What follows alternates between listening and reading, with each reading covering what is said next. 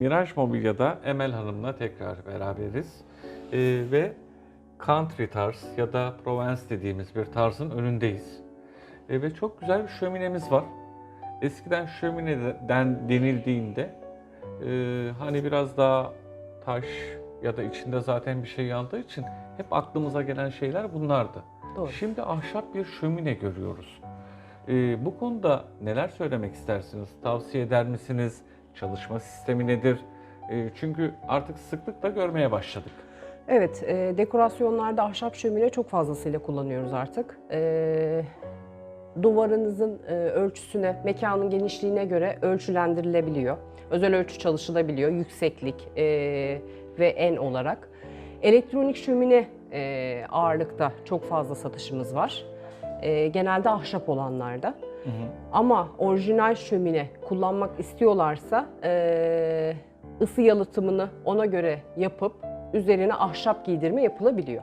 Yani gene ahşap kullanabiliyoruz. Kullanılabilir. Hem o şöminenin orijinalliğinden vazgeçmiyoruz. Doğrudur. Ama aynı zamanda da üzerine de dediğim gibi ahşap yapıyoruz. O ısı yalıtımıyla alakalı bir şey. Doğru. Peki elektronik şömine o keyfi veriyor mu?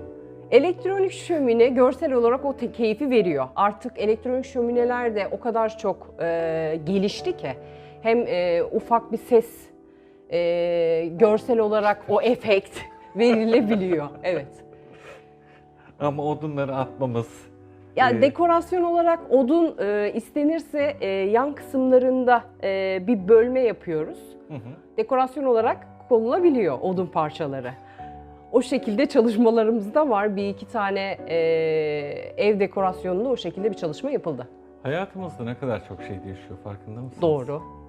Yani 20 sene önce salonun ortasında işte bir şömine var dediğimizde, şömine denildiğinde aslında hep o işte dağdaki oteller gelirdi Aynen. aklımıza veya dağ evleri gelirdi ama şimdi hemen hemen her evde artık şömine de var. Her evde Her yani evde değilse bile tabii mekana en bağlı, azından metraja bağlı ama ufak da olsa ufak ölçülerde sadece şömine ünitesini bu kadar büyük ölçülerde olmamak şartıyla ufak ölçülerde şömine ünitesi yapıyoruz. Üzerlerine televizyonlarını montaj yapıyorlar. Gayet de şık duruyor. son küçük bir soru. Buyurun. Böyle bir şömineyi yaptırmamız için salonumuzun kaç metrekare olması lazım ki hani keyifli olsun diyelim? Yani bu tarzlarda, bu ölçülerde isterseniz salonunuzun 45-50 civarı metrekareye sahip olması gerekmektedir. 45-50 metrekarelik bir salonumuz varsa ahşap şömineyi rahatlıkla tavsiye edebiliyoruz. Eviniz küçükse şayet daha küçük modüler olursa yapılabilir. Evet, 35 metrekarelik salona da yapabiliyoruz ama hani bunun Dekoratif amaçlı olabilir. ideali ne dersek 45 metrekarelik bir salonumuz varsa Tabii.